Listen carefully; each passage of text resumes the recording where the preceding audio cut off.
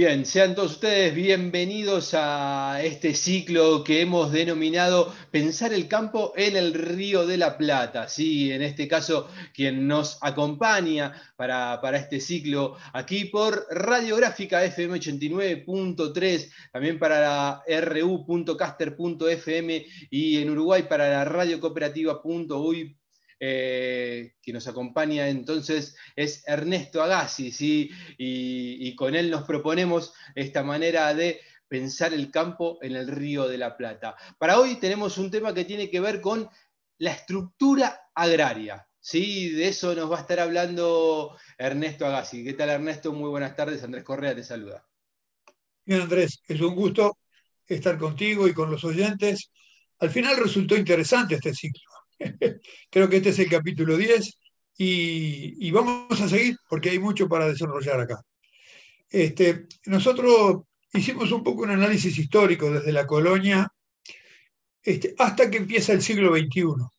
Me parece que antes de entrar al siglo XXI vamos a hacer estos tres capitulitos sobre la estructura agraria, sobre la estructura y el Estado y sobre los agricultores familiares, porque son conceptos que los vamos a precisar para analizar lo que nos está pasando actualmente.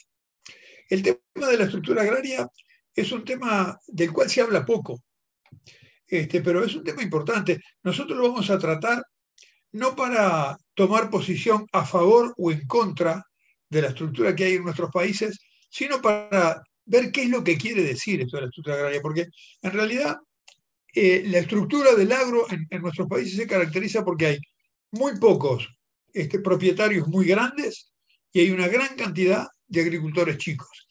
Eso es una cosa bastante general. Siempre en los países de libre empresa, en los países capitalistas, cuando los negocios quedan librados a la oferta y a la demanda, hay una tendencia a la concentración. Eso está pasando por todo, está pasando por los supermercados, está pasando por las farmacias, está pasando con la ferretería y está pasando con la tierra, ¿no? Ahora, de ahí se deriva una cosa que tiene que ver, en primer lugar, con la superficie que hay por cada agricultor, por cada explotación. En el Uruguay, la superficie promedio de todo el país son 360 hectáreas. Ahora, en la Argentina, que es un país mucho más grande, son 620 hectáreas en promedio. Eso, probablemente nadie tenga 620. Algunos tienen mucho más, otros tienen menos. Pero los promedios sirven para tener una idea. Yo quiero decir que en España la superficie promedio de un agricultor son 23 hectáreas y en Italia son 7 hectáreas y media. O sea, nosotros tenemos situaciones de la estructura agraria muy diferentes en los diferentes países, con sus diferentes economías y con sus diferentes historias. Entonces, y ahora, además de los propietarios, además de esto que es el tamaño de los predios, hay otro asunto que es bien importante, que son los que no son propietarios, los arrendatarios, los medianeros, los aparceros. Esto en el Uruguay es muy importante. El 40% de los establecimientos que trabajan la tierra son no propietarios. En la Argentina es bastante menos, solo el 19%, los no propietarios. En realidad, el campo argentino está muy trabajado por los propietarios en sí mismos, ¿no? Ahora, esto tiene bastante que ver con la estabilidad del agricultor, porque alguien que está trabajando en un predio que es de él y que maneja el suelo como corresponde, trabaja tranquilamente desde ayer hasta hoy, hasta mañana, hasta el futuro. Ahora, alguien que tiene un arrendamiento, y los arrendamientos son a término, siempre da un poco de inestabilidad. Esto ha sido muy discutido, nosotros ya hablamos en el siglo XIX, y en el siglo XX en Argentina hubieron movilizaciones por esto, de ahí salió el Grito de Alcorta y la Federación Agraria. Además, se crearon instituciones para controlar esto de los arrendamientos. Después de las movilizaciones y todo esto, ¿no? Se creó un Instituto Nacional de Colonización en Uruguay y en Argentina un Instituto de Colonización de la provincia. Y fue más o menos en la misma época, en la década del 40, ¿no? Ahora, incluso todo esto tuvo, digamos, sobre todo en la República Argentina, el título de la defensa del chacarero, porque era para darle tranquilidad a los que plantan trigo, los que plantan maíz, ¿no? En realidad, lo de regular la estabilidad del productor tiene que ver con su estabilidad, tiene que ver hubo en la Argentina además una cámara paritaria para discutir estos temas, ¿no? Y se discutió mucho lo de la propiedad. También, en los años 40 en Argentina llegó el peronismo y esto influyó en cantidad de cosas en la República Argentina. Pero el peronismo propio después, por las necesidades de la economía argentina, viró un poco, cambió y se fue hacia los productores más eficientes, hacia los que aportan más a las exportaciones, porque Argentina estaba en un proceso de industrialización muy fuerte y la industrialización necesita importar equipos, importar productos.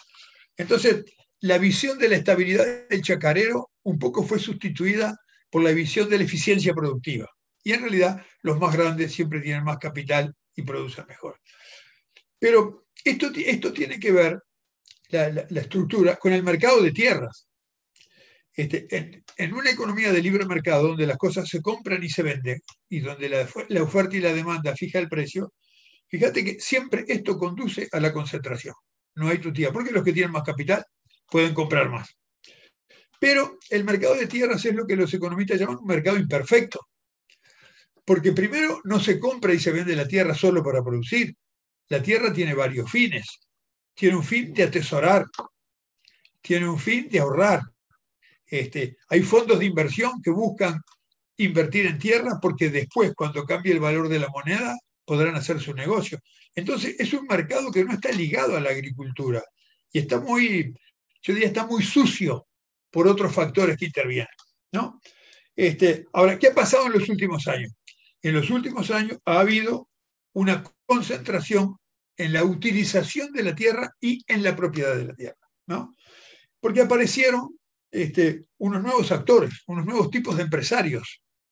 Aparecieron los pools de siembra, que en realidad no son un agricultor, son empresas que producen sin tener un agricultor. Tienen fondos de inversión muy importantes, contratan a los técnicos, contratan a los equipos, contratan la tierra muchas veces, porque muchas veces no son los propietarios, sino que la arriendan.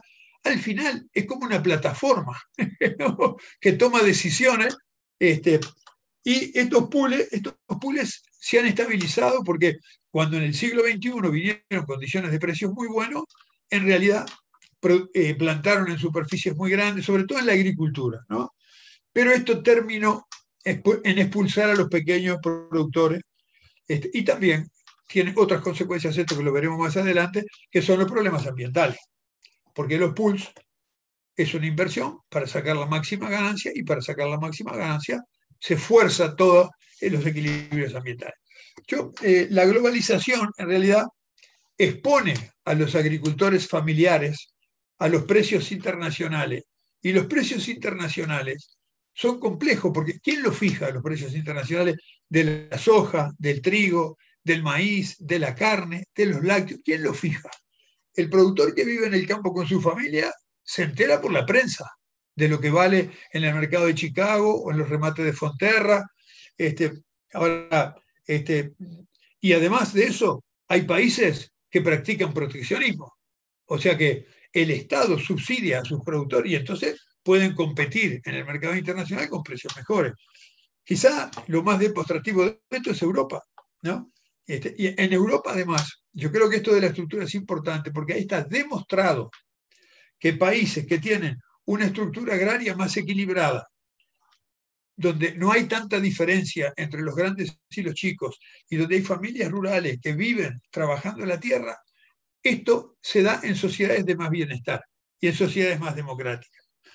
Y está demostrado que ese tipo de agricultura es más eficiente. Cuando hablemos de la agricultura familiar vamos a hablar de esto. Entonces, son mejores ambientalmente además, porque el agricultor familiar que trabaja su tierra la cuida, ¿no? No la erosiona. Mantiene un tejido social, ¿no? Y además son muy productivos. Ahora, ¿por qué es importante esto? Yo para cerrar un poco el tema de la estructura. Primero porque la agroindustria es muy importante para nuestros países. Ni que decir para la República Argentina con toda esta discusión que está teniendo de cómo entran las divisas a la economía nacional y qué importancia tiene la agroexportación o los productores de soja o los exportadores de carne. En realidad, las exportaciones, la agroexportación es un centro del funcionamiento de la economía. Lo mismo pasa en el Uruguay. una muy buena parte de nuestras exportaciones son de productos de la agricultura o de la ganadería. Pero además, la agricultura y la ganadería generan empleo, ¿no? Y además son importantes para superar la pobreza en el medio rural. También mejoran el uso del suelo, muy importante, porque si nosotros lo maltratamos, hipotecamos el futuro, ¿no? Además, la estructura agraria es la que da o no da estabilidad en el uso del suelo y en la presencia de las empresas. Y después una cosa muy importante, según la estructura agraria, ¿se da el recambio generacional de agricultores o no se da? Porque los países que, para quienes la exportación de grano, la exportación de carne, la exportación de lácteos es importante, tiene que tener en el centro un tesoro que en realidad es un tesoro, no tiene sustituto, que es el agricultor. El que maneja los recursos naturales, el que tiene la cultura de trabajar, el que pasa de generación en generación el conocimiento, el que forma la red social en el medio rural y ese que le da vida a la campaña. Me parece que este tema yo quería plantear la importancia de la estructura agraria en el Río de la Plata, porque hay visiones de que la estructura agraria ahora ya no importa tanto. Me parece que la estructura agraria es central para el equilibrio de nuestras economías y la garantía del funcionamiento de la economía. Por acá yo lo dejaría para después tomar otro capítulo que está vinculado a pero que nos va enganchando el uno con el otro. Recuerdo una frase de Pepe Mujica diciendo que era más difícil formar un productor agrario que un médico, ¿sí? Y bueno, un poco esto que vos manifestabas con respecto a esa cadena, ¿no? de la importancia del productor agrario. La universidad que forman los productores es la vida. Exactamente. Y hay que cuidarla. Clarísimo, Ernesto. Hasta aquí entonces el tema de la estructura agraria y pronto un nuevo capítulo aquí en Pensar el campo en el Río de la Plata.